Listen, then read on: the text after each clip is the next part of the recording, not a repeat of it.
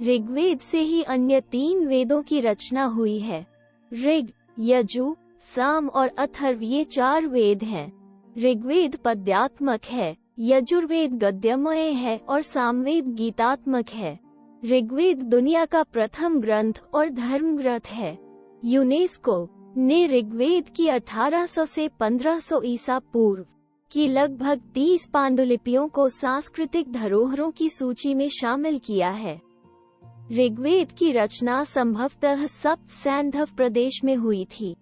ऋग्वेद के मंत्रों या ऋचाओं की रचना किसी एक ऋषि ने एक निश्चित अवधि में नहीं की, अपितु विभिन्न काल में विभिन्न ऋषियों द्वारा ये रची और संकलित की गई। इसमें आर्यों की राजनीतिक प्रणाली एवं इतिहास के विषय में जानकारी प्राप्त होती है। इसमें भौगोलिक स्थिति और देवताओं के आवाहन के मंत्रों के साथ बहुत कुछ है। ऋग्वेद की ऋचाओं में देवताओं की प्रार्थना, स्तुतियां और देवलोक में उनकी स्थिति का वर्णन है। इसमें जल चिकित्सा, वायु चिकित्सा, सौर चिकित्सा, मानस चिकित्सा और हवन द्वारा चिकित्सा का आदि की भी जानकारी मिलती है। ऋग्वेद में च्यवन ऋषि को पुनः युवा करने की कथा भी मिलती है। ऋग्वेद में यातुधानों को यज्ञों में बाधा डालने वाला तथा पवित्र आत्माओं को कष्ट पहुंचाने वाला कहा गया है। ऋग्वेद की परिभाषा ऋक् अर्थात स्थिति और ज्ञान। ऋग्वेद सबसे पहला वेद है जो पद्यात्मक है। इसमें सब कुछ है। यह अपने आप में एक संपूर्ण वेद है। ऋग्वेद अर्थात ऐसा ज्ञान जो ऋचाओं में बद्ध हो। ऋग्वेद का परिचय इसके 10 मंडल अध्याय में 1028 सूक्त है, जिसमें 11,000 मंत्र 10,580 हैं। प्रथम और अंतिम मंडल समान रूप से बड़े हैं। उनमें सूक्तों की संख्या भी 191 है। दूसरे से 7वें मंडल तक का अंश ऋग्वेद का श्रेष्ठ भाग है। 8वें और प्रथम मंडल के प्रारंभिक 50 सूक्तों में समानता है। इसका 9वां मंडल सोम संबंधी 8 मंडलों के सूक्तों का संग्रह है। इसमें नवीन सूक्तों की रचना नहीं है। 10वें मंडल में प्रथम मंडल की सूक्त संख्याओं को ही बनाए रखा गया है। 10वें मंडल में औषधि सूक्त यानी दवाओं का जिक्र मिलता है। इसमें औषधियों की संख्या 125 के लगभग बताई गई है, जो कि 107 स्थानों पर पाई जाती है। औषधि में सोम का विशेष वर्णन है।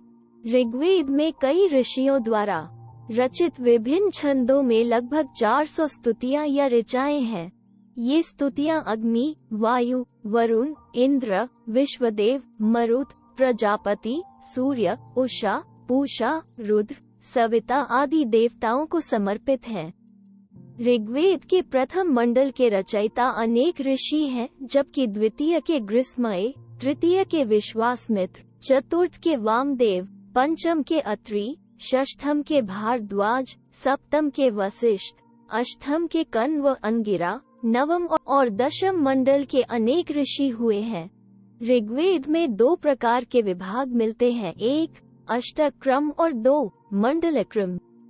अष्टक क्रम में समस्त ग्रंथ 8 अष्टकों तथा प्रत्येक अष्टक 8 अध्यायों में विभाजित है। मंडल अनुवाक सूक्त तथा सूक्त मंत्र या ऋचाओं में विभाजित है। दशों मंडलों में 85 अनुवाक 1028 सूक्त हैं। इनके अतिरिक्त 11 बालखिल्य सूक्त हैं। ऋग्वेद के समस्य सूक्तों के ऋचाओं मंत्रों की संख्या 10,600 है। इस वेद की 5 प्रमुख शाखाएं हैं, शाकल्प, वास्कल, अश्वलायन, शानखान, मंडूकान। वैसे इसकी 21 शाखाएं हैं। ऋग्वेद का उपवेद आयुर्वेद है। आयुर्वेद के कर्ता धन्वंतरी देव हैं।